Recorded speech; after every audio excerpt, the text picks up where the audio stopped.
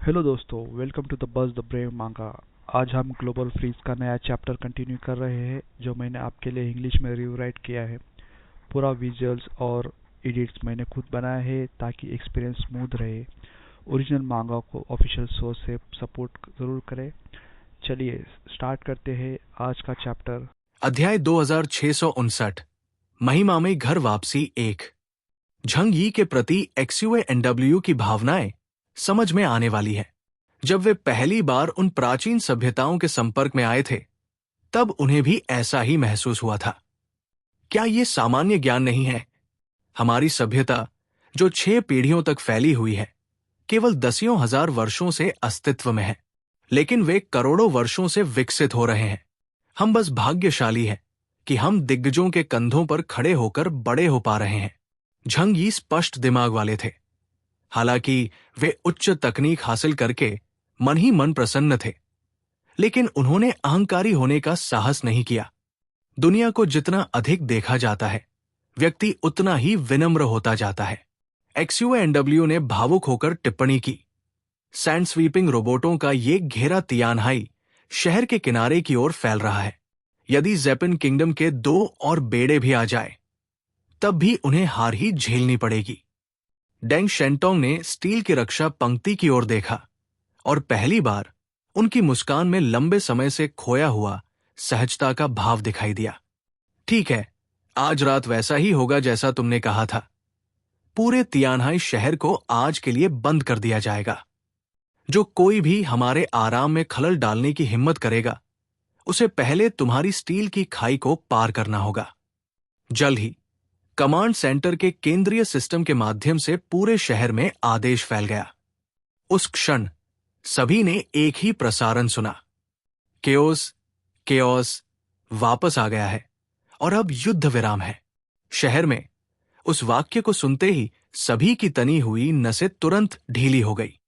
थका हुआ सिपाही अपने काम चलाओ बंकर में ढेर हो गया।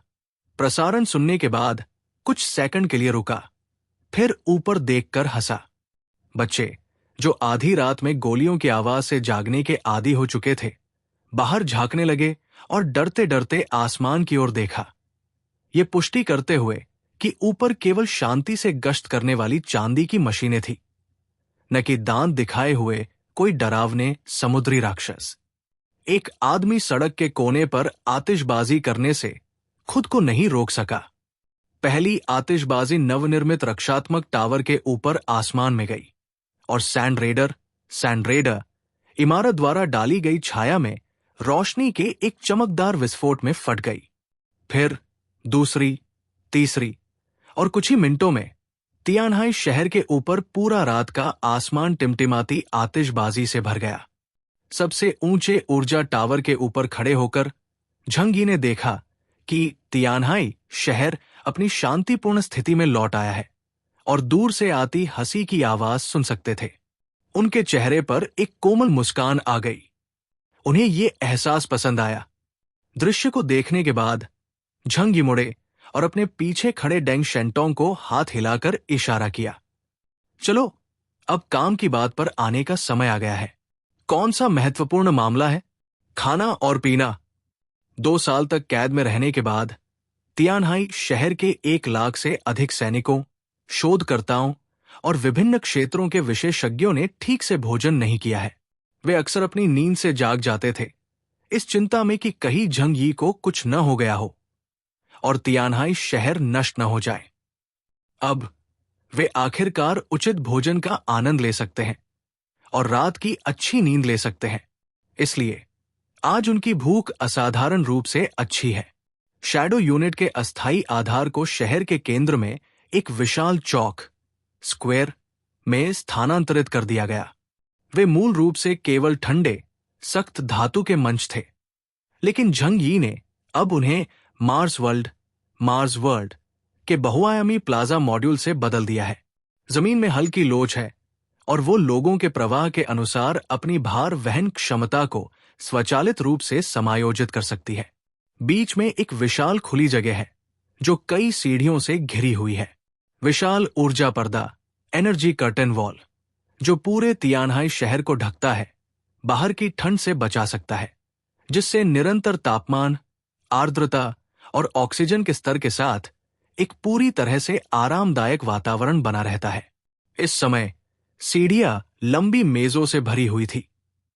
मेज न तो लकड़ी की है और न ही साधारण मिश्रित धातु की, बल्कि एक निश्चित सामग्री की है जो स्वचालित रूप से तापमान को नियंत्रित कर सकती है। मेज की ऊपरी सतह दर्पण की तरह चिकनी है और हल्के से थपथपाने पर कटलरी, चम्मच कांटे निर्धारित स्थान से बाहर निकल आएगी। लू केरन ने पहले ही अपनी आस्तीनें चढ़ा ली थी और चौक के एक कोने में काम में व्यस्त थी। बेशक वो कोई पारंपरिक रसोइया नहीं है। वो मंगल से वापस लाए गए रसोई मॉड्यूल, किचन मॉड्यूल को डीबग कर रही है। सफेद अलमारियों की एक कतार, प्रत्येक लगभग 2 मीटर ऊंची, बड़े करीने से व्यवस्थित है, जिसमें प्रत्येक के ऊपर एक हल्की नीली रोशनी वाली स्क्रीन तैर रही है। स्क्रीन विभिन्न सामग्रियों और व्यंजनों के नाम प्रदर्शित करती है। पृथ्वी के कोने कोने के घरेलू व्यंजन, मंगल युग के पोषण संबंधी व्यंजन और यहां तक कि सैंड रेडर सभ्यता द्वारा छोड़े गए कुछ अजीब पाक रिकॉर्ड। ये चीज मूल रूप से सैंड रेडर्स द्वारा बड़े पैमाने पर भोजन की आपूर्ति की समस्या को हल करने के लिए उपयोग की जाती थी। मैंने बस इसके मापदंडों, पैरामीटर्स को समायोजित किया है। लू केरन ने अपनी बाहें सिकोड़ी। उसका चेहरा गर्व से भरा था। मूल रूप से वे जीवन को बनाए रखने के लिए केवल पौष्टिक दलिया ही बना सकते थे। अब मैंने उनमें थोड़ा मानवीय भाव जोड़ दिया है। हाँ, अब अगर कोई कुंग पाओ चिकन का ऑर्डर देता है तो वे वास्तव में आपको कुंग पाओ चिकन की एक प्लेट परोसेंगे। जो कोई भी ब्रेस्ड पोर्क का ऑर्डर देगा, हमें ब्रेस्ड पोर्क मिलेगा। फैटी शू ने सूंघा। हवा में फैली खुशबू ने उसकी भूख बढ़ा दी। लेकिन ये चीजें असली सब्जियां और मांस नहीं हैं। इनका स्वाद अच्छा कैसे हो सकता है? हालांकि ये खाद्य पदार्थ चिकन, बत्तख, मछली और मांस के रूप में प्रस्तुत किए गए थे, लेकिन वे वास्तव में अभी भी होल फूड्स, संश्लेषित थे, जिससे फैटी शू हिचकिचा रहा था। जहां तक स्वाद की बात है, उसने फैटी शू की ओर देखा, जो उसे संदेह से देख रहा था। कॉम्प्रेस्ड बिस्कुट और रेस्टोरेंट की रसोई के बीच मैं शायद बाद वाले की ओर थोड़ा अधिक झुकूंगी। आखिरकार तियानहाई शहर में 1 लाख से अधिक की आबादी के साथ वास्तव में इतना बड़ा कृषि और पशुधन आधार बनाना असंभव है। ली जियान पशुपालन और सब्जियां उगाते जरूर है, लेकिन वे सामग्रियां केवल झंगी और कुछ मुख्य प्रतिभाओं को ही आपूर्ति की जाती है। तो फिर हम किस चीज का इंतजार कर रहे हैं? चलिए शुरू करते हैं। फैटी शू की आंखें चमक उठीं और वो व्यावहारिक रूप से उस पर टूट पड़ा। अंतरिक्ष यान पर रहते हुए उसे 1 महीने तक प्रोटीन क्यूब्स खाने के लिए मजबूर किया गया था, जब तक कि वो उनसे बीमार न हो जाए। जैसे ही उसने अपना हाथ स्क्रीन के ऊपर घुमाया, उसके शारीरिक डेटा के आधार पर एक अनुशंसित मेनू स्वचालित रूप से पॉपअप हो गया। ब्रेज पोर्क बेली, स्टीम्ड फिश और चावल, कम से कम 1 कटोरा। ये चीज मुझे कितनी अच्छी तरह समझती है। वो इतना भावुक हो गया कि उसकी आंखों में आंसू भर आए। अंकल यू ने कोई औपचारिकता नहीं दिखाई और सीधे अपना हाथ दूसरी लाइट स्क्रीन पर मारा। मुझे 10 पाउंड मांस दो। किसी भी तरह का मांस चलेगा, जितना वसायुक्त, फैटी हो उतना अच्छा। मेरा मुंह 1 महीने से बेस्वाद हो गया है। स्क्रीन झिलमिलाई और टेक्स्ट की एक लाइन प्रदर्शित हुई।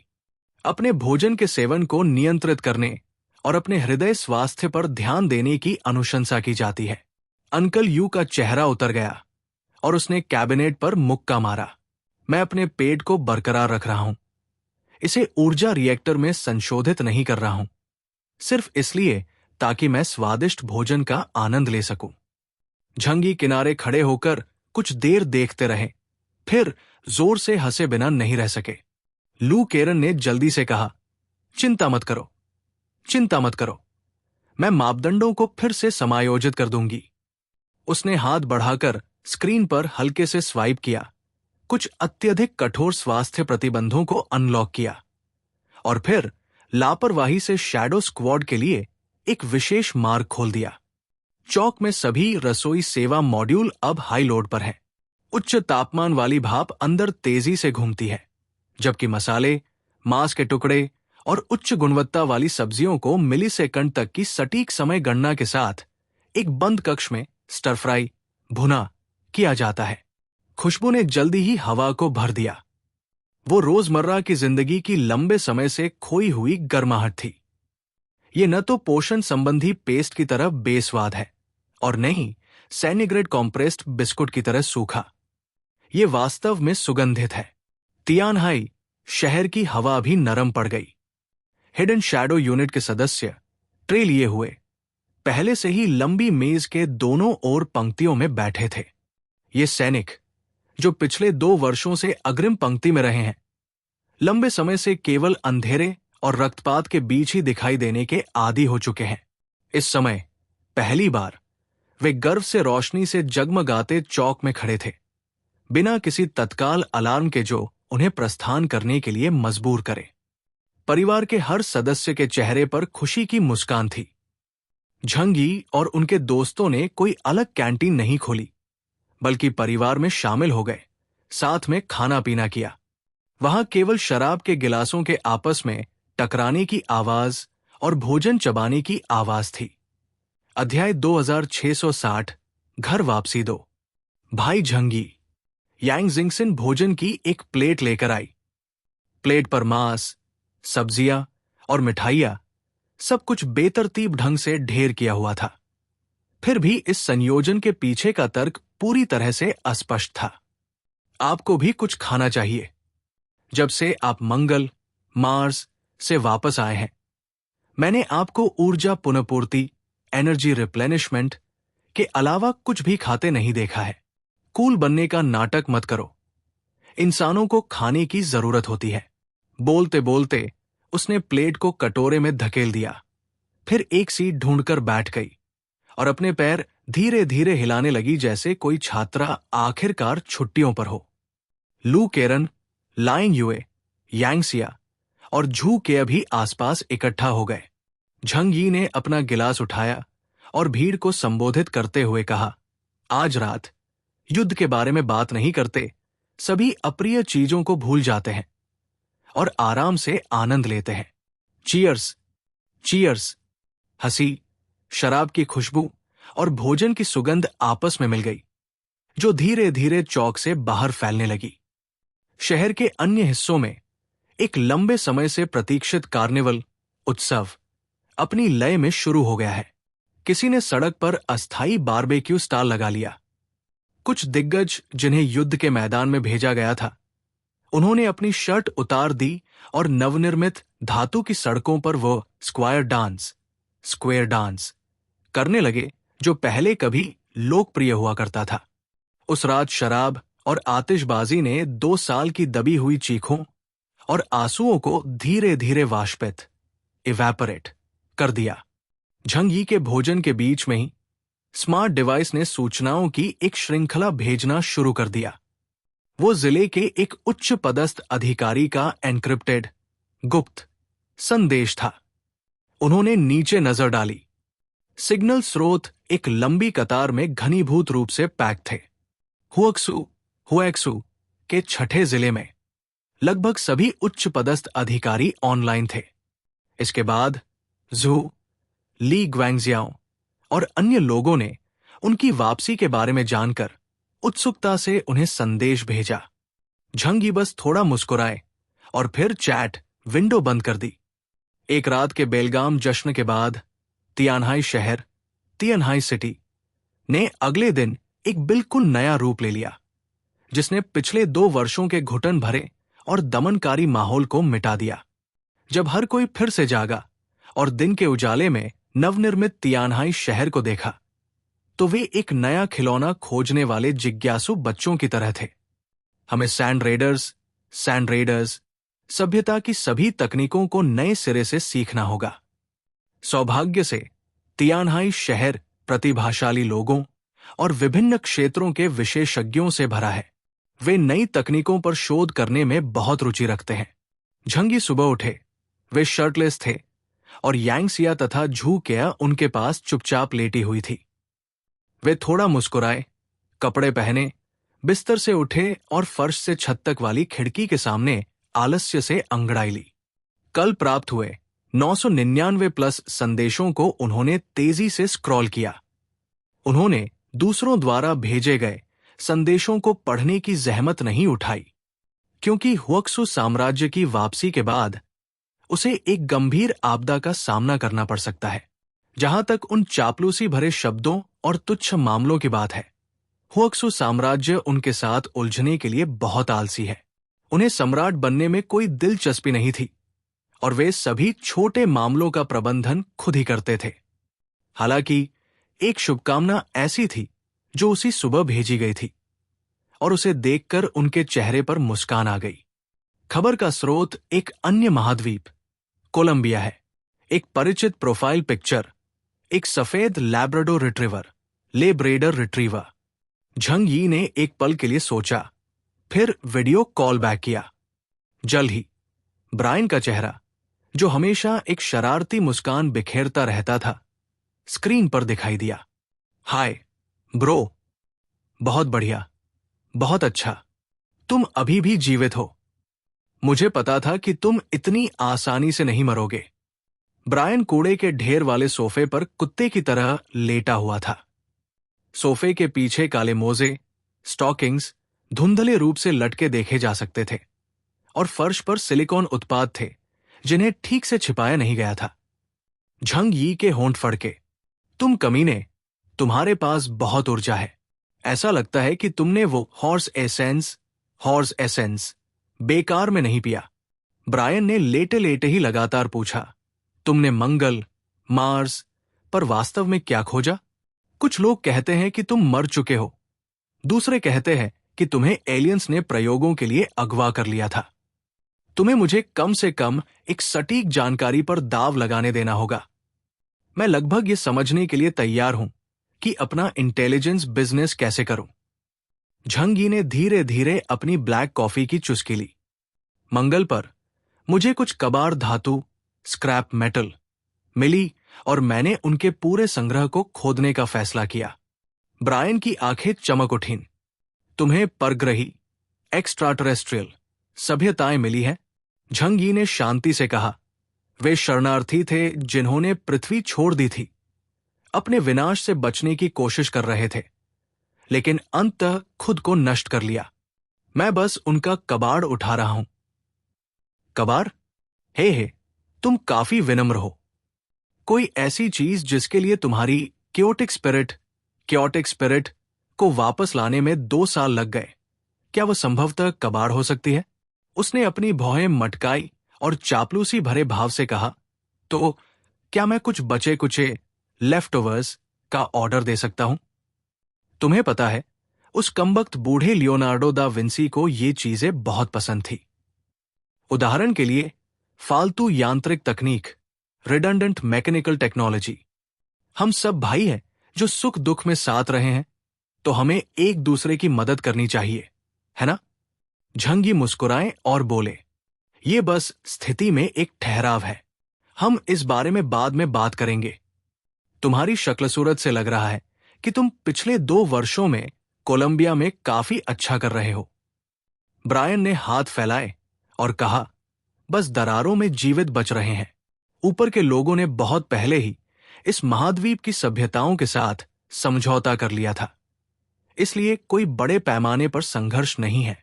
हालांकि तुम्हारे जाने के 2 वर्षों में मैंने सुना है कि हुक्सु साम्राज्य में जीवन बहुत अधिक आरामदायक रहा है।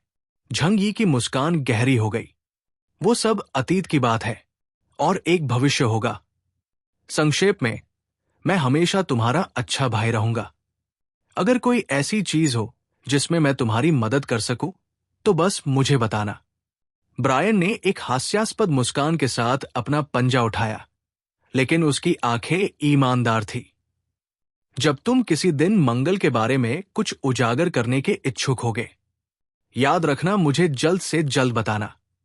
कोलंबिया में हम लोग भी ये देखने में बहुत रुचि रखते हैं कि एक उच्च आयामी, हायर डायमेंशनल दुनिया कैसी दिखती है।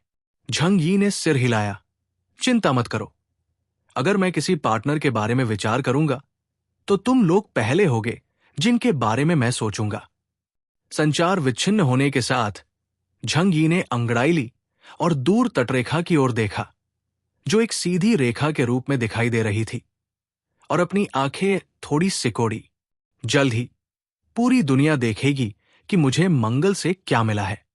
दूसरे दिशा में समुद्र के बहुत दूर नियॉन द्वीपों, नियॉन आइलैंड्स में रात का रंग बिल्कुल अलग है। एक झील वाला देश, ज़ेपिन किंगडम। द्वीपों के ऊपर घने बादलों को नीली और सफेद बिजली की लकीरों ने चीर दिया, जिससे एक मंदिर की हल्की चमकती हुई रूपरेखा उजागर हुई। वो कोई प्राचीन लकड़ी की संरचना नहीं है, बल्कि एक विशाल स्थापत्य परिसर है, जो एक आधुनिक शहरी परिसर जैसा दिखता है। गगनचुंबी इमारतों के बीच प्रकाश की लकीरें दौड़ती हैं, और विशेष विमान हवा में आवाजाही करते हैं। इन सब के सबसे ऊपर टाकमघारा मंदिर, श्राइन, हवा में चुपचाप लटका हुआ है। नीचे से ऊपर देखने पर यह एक उल्टे शहर जैसा दिखता है। मंदिरों और मंडपों की परत दर परत रात के आसमान में उल्टी लटकी हुई है। छज्जों से इलेक्ट्रॉनिक पैटर्न वाली हवा की घंटियां, वाइन चाइम्स, लटकी हुई है। घंटियों के अंदर सेंसर क्रिस्टल है, जो एक हल्की गूंज के साथ पूरे स्थान में एक दृश्य तरंग, रिपल, पैदा करते हैं। केंद्रीय हॉल अत्यंत ऊंचा है, जिसकी छत पर एक पारदर्शी गुंबद है। गुंबद के ऊपर एक आभासी, वर्चुअल तारों वाला आसमान है। वे असली सितारे नहीं हैं, बल्कि ज़ेपन साम्राज्य द्वारा निगरानी किए जा रहे सभी लक्ष्यों के ऊर्जा प्रक्षेपण, एनर्जी प्रोजेक्शंस हैं। दोस्तों, ये था आज का चैप्टर। आपको एपिसोड कैसा लगा कमेंट में ज़रूर बताएं। अगर आप मांगा स्टोरीज एंजॉय करते हैं तो वीडियो को लाइक करें और बज़ द ब्रेव मांगा को सब्सक्राइब करना मत भूलिए। मिलते हैं नेक्स्ट चैप्टर में। Thank you.